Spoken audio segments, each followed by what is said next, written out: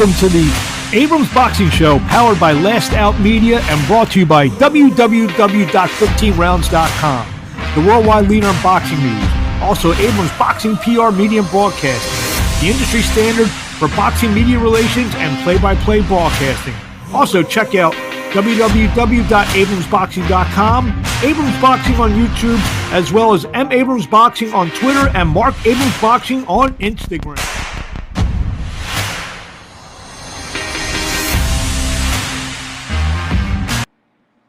Good Wednesday evening, everyone. Mark Abrams here in Philadelphia. Let's go down to Texas, where I have the NABF light heavyweight champion, Alfonso Lopez. Lopez takes on Gilberto Ramirez on the Friday, December 18th, live on pay-per-view. Alfonso, how you doing?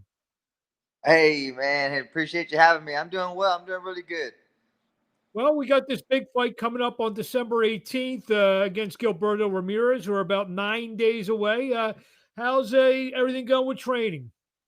Oh, everything went fantastic. You know, we got a couple more sparring sessions, but overall everything was really good. I can't really complain. You know, pushed myself probably a little harder. Had to, just because coming off of COVID, we were all kind of being, I'm not gonna lie, we were all being a little complacent. You know, worried about being able to fight for the end of the year, but you know, it was a tough time. But you know, I think we got it done and we feel good. Were you able to train during that during the most of the country was shut down? Man, honestly, no. We had I had to put a bag in my garage and do a lot of things at home, which is what you're seeing a lot of fighters do. But in a gym setting with with a team, not so much. We got to go out to the farm a couple of times and meet some guys out there, but it wasn't a consistent basis. No. So let's get into this fight. We got next Friday night live on FITE TV pay-per-view and regular pay-per-view integrated sports. I believe pay-per-view is going to be distributed here in the United States. Gilberto Ramirez, obviously undefeated, 40-0, former super middleweight champion, has stuck his toe into the light heavyweight division now. Well, what are your thoughts going in? I mean, I'm looking forward to it. You know what I mean? He's the world champion. He's the former world champion. You know, he's moving up. He's a big guy. We know he's going to handle the weight. Everybody in the division knew eventually Gilberto will be moving up into the light heavyweight division. So, you know, it's been a fight that's been on the horizon. You know, when he was at top rank, we were always chatting about it. But it just, you know, it never come to fruition. And so, you know, but we're here now. He's promoting himself. I'm promoting myself, you know, and, you know, it's a fight that not a lot of other fighters were willing to take with either one of us. And so, it's just a good opportunity for us both to get to fight at this time of year, and so and then versus each other, which, you know, even better. You haven't lost in about 6 years, so obviously you're riding a pretty confident win streak. He's the guy, you know. They're talking, you know. Obviously, you know, they've been talking about him with fights with other guys, this guy, that guy. You know, he's got to get past you. Do you think he's him or his people, they may be sleeping on you a little bit?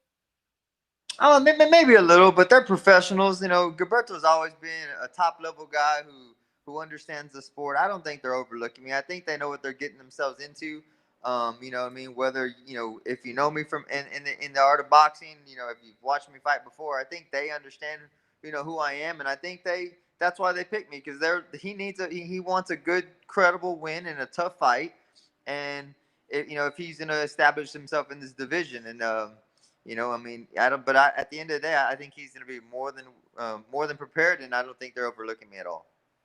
So, I mean, talk about your confidence. Like I said, you haven't lost a fight in about 6 years. It's 10 fights. Obviously, you had a couple of little slips-ups. You fought well in a loss to, Kelly Pavlik when Pavlik was a real hot fighter. Then then Dia Davis, and then the fight. I guess Williams. I guess his last name. His name was. So, I mean, what happened in that fight? And then did that fight kind of light a spark under you, because of obviously you've had great success ever since that fight? Yeah, you know, I think I went into that fight, you know, kind of a couple of weeks after the Dia Davis fight, which was a, you know, I had spent a lot of time in training for the Dia Davis fight, and then I went into that fight kind of just without any really rest, and I had a couple of injuries that really needed some attention, And it was just a bad move. It was just a bad decision to try to fight when you really weren't fully capable of getting in the ring healthy. And it was just a bad decision. And the guy brought everything. He had everything to win. He brought a great competitive fight. He threw a lot of punches. I thought I lost on points, but I really thought I was winning the fight. But we made a weight I shouldn't have tried to make. I could go on, but I mean, at the end of the day, he beat me just because I didn't respect myself and the sport or the opponent 100%, and that's really what happened. So yeah, it was definitely a learning lesson, but also it fired me up. It was like, hey, you got to take care of the body. I got to go get these injuries taken care of. So I had to have some elbow surgeries in both arms, and that's why I had a little bit of a time off. And then I started to return, and I started like 3 fights, and then I had a rotator cuff surgery, injury, and then that took another 18 months to heal from, and then from there I've been consistently. I haven't given up. I started the company, my promotional company, and here we are now. Just hard work. Just believing in myself and disciplining myself to just do the little things right, and hoping to get these opportunities like the one we have on the 18th. Yeah, being 38, been in the game 13 years, you mentioned injuries, tough fights, and everything. You feel this could be your last best chance to kind of break through to that next level? Yeah, I think so. I think you got to be honest with yourself. I think this is the opportunity that you need at this stage of my career, my age, whatnot. I don't really feel like age has a lot to do with it, but so I know a lot of people look at it as a big thing. I mean, you're your energy, man. When you're in here and you're training, I could be working out with 25, 26, 30-year olds.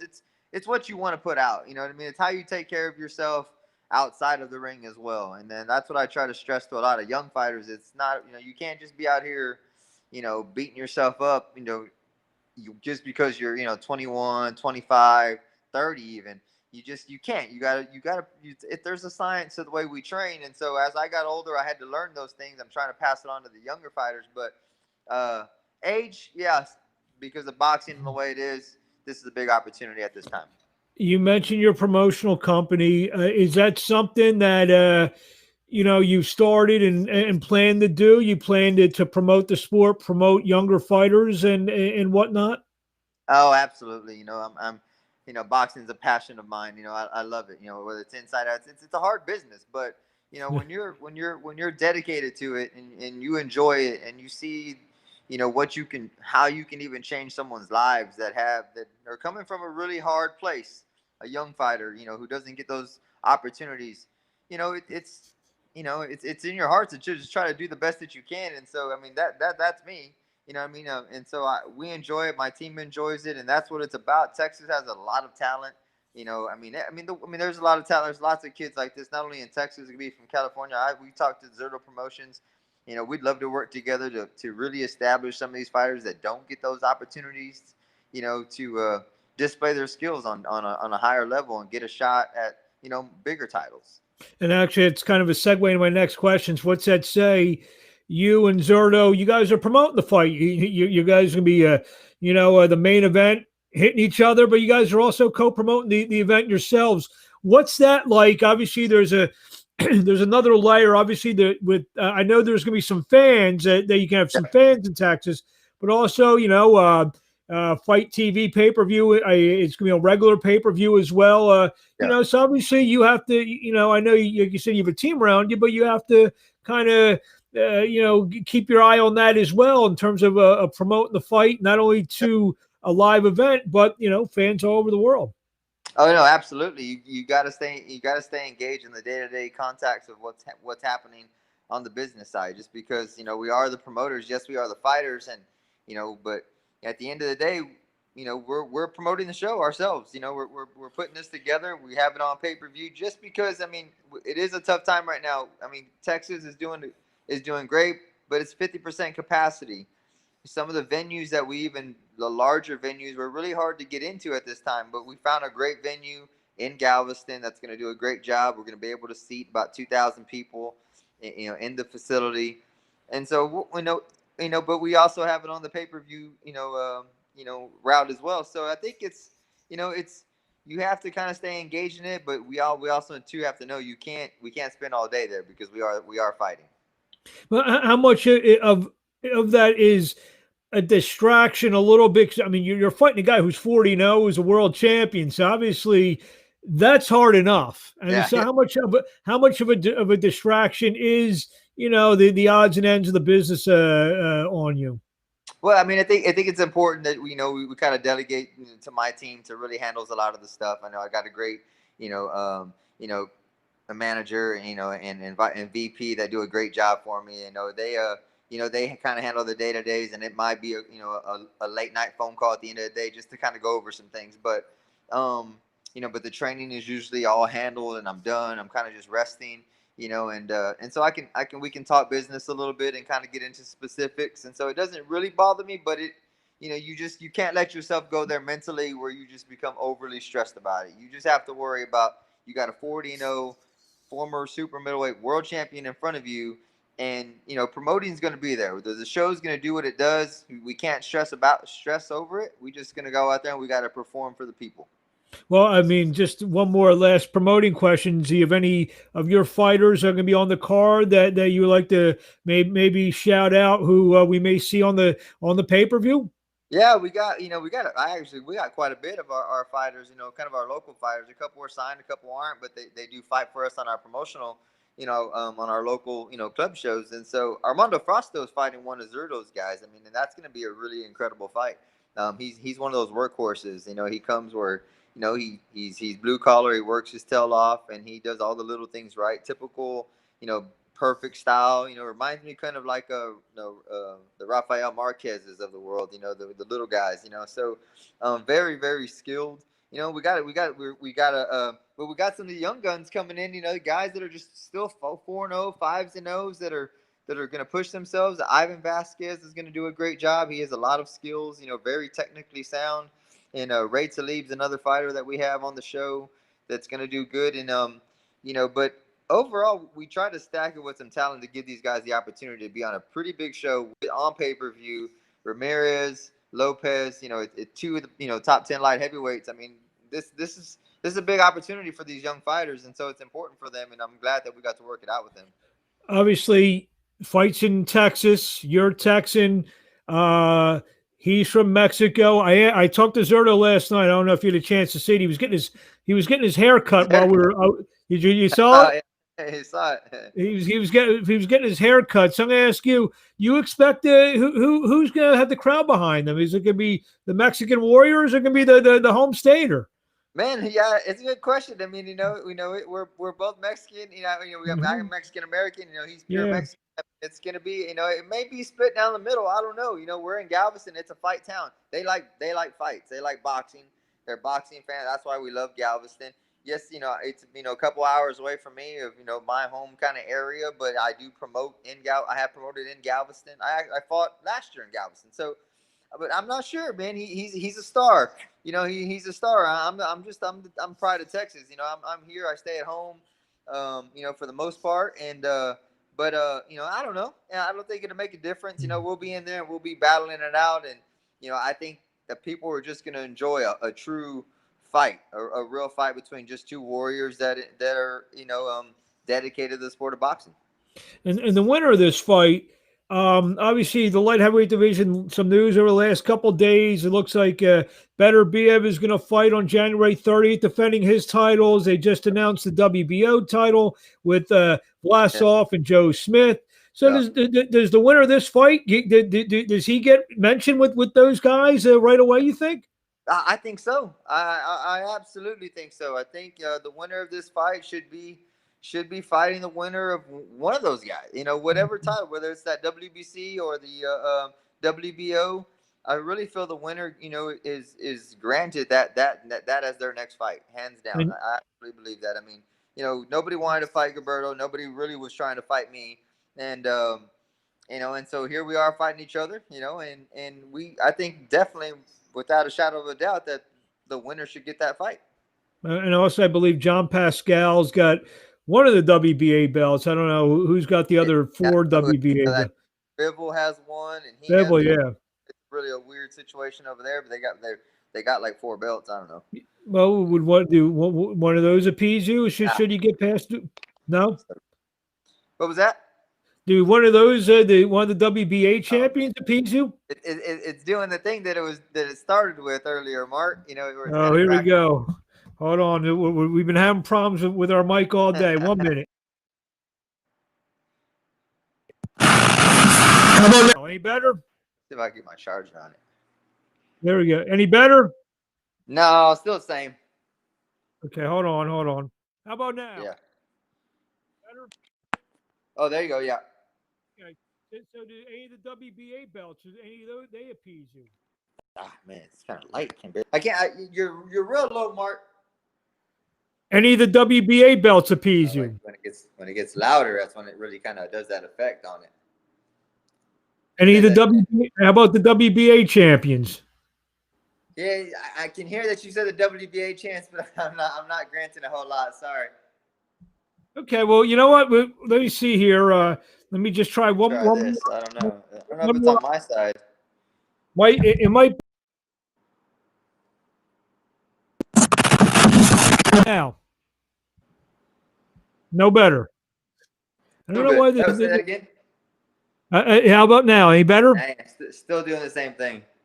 Okay. Well, here's what I'm going to do. We're gonna wrap this up. Hold on 1 second. Hey. Can you hear me now? Getting worse now. Hold on 1 second. I'm gonna change the microphone. Change the mic. Hold on 1 second. Hey. Hold on. Now. Can you hear me now? No, real bad. Okay, hold on.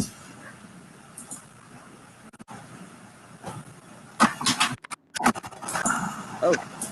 Now? Any better? Okay, hold on 1 second. Hold on. Any better now? No, not getting much better. Say that again right there, Mark.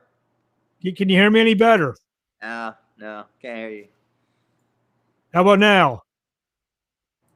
Nothing. Okay, hold on. Let's do the last one we try. Hey. What's that? There you go. I got you. Okay, we're back. I don't know what setting it's on. So you said the WBA champions, no, they really don't appease you at all. Man, I mean, don't get me wrong. I'd love to fight any world champion. Honestly, I'm confused at who's the champion. Is it Bivol? Is it Pascal? I know they've already kind of fought each other once, and so, but no, absolutely. I mean, any guy, you know, all the big names. I mean, that's why we're in the sport. You know, you want to fight the big names. You know, I got the opportunity to fight Pavlik, Dia Davis. You know, we want to fight more big names like that. Just because I'm a competitor. That's what you want to do. To me, it doesn't matter. You know, a world title is champion. You know, they're legit. They're the guys. And so we want to fight all of them. All right. Well, we'll let you go on that. A couple last questions. What do you want to say to the fans out there? Be a promoter now. Why should we? It's crackling again, Mark. No. Yeah, Why should we buy this fight on December 18th? Talk to us. Oh man, buy the fight on December 18th because you got two Mexicans going to get in there and really fight. You know, we're not going to kind of come in here and run around the ring. You know what I mean? We're both very smart. Don't get me wrong. We're no dummies. You know what I mean? You're going to see two intelligent fighters fight in the ring, and two of the guys that nobody really wanted to fight. And I think people are going to get opportunities to see why. You know, no one really was just biting at the opportunity to fight Zurdo or to fight El Tigre. And so I think, you know, I mean, the undercard is an amazing show. Michael Hunter's on the show. I mean, he's the next. He's the future. I mean, I think of the heavyweight division, and so I mean, there's a lot of upside. And right now, you know, I mean, boxing is looking for stars. You know, you got you know, and so there's a lot of young talent you're gonna see. And then you got Michael Hunter, and you got Zurdo, who's, you know, he's a star in his own himself, and you know, and we're gonna put on a show. Terrific. And where do we find you on social media? Man, I do a little bit on the social media side. You know, Instagram, El Tigre Boxing. You know, and Twitter, I'm Alfonso Lopez 3 on Twitter. So, but yeah, you know, I keep it up. You know, I get a little videos and posting on there. I don't stay too consistent, but I try to hit the fans up a little bit. Well, I'll give you me as I'm a PR guy, so I'm gonna give you a little advice. As a promoter, use the social media. It's big. Use it. I know. I need to get on it. I appreciate that. Obviously, you have a week left of training, so I would imagine you're gonna be focusing on that before we see you on Friday night, December 18th, live on Fight TV pay-per-view, a regular Sure. pay-per-view. Call your TV providers and everyone. They'll be having the fight. Gilberto Ramirez taking on my guest here, Alfonso Lopez. Alfonso, thank you for a few minutes of your time. Best of luck, and we'll talk to you along the way. Thank you very much, Mark. I appreciate it. Thank you for taking the time, and I appreciate what you do for the sport of boxing. Thank you. Thank you. You as well. Have a Thank good you. one.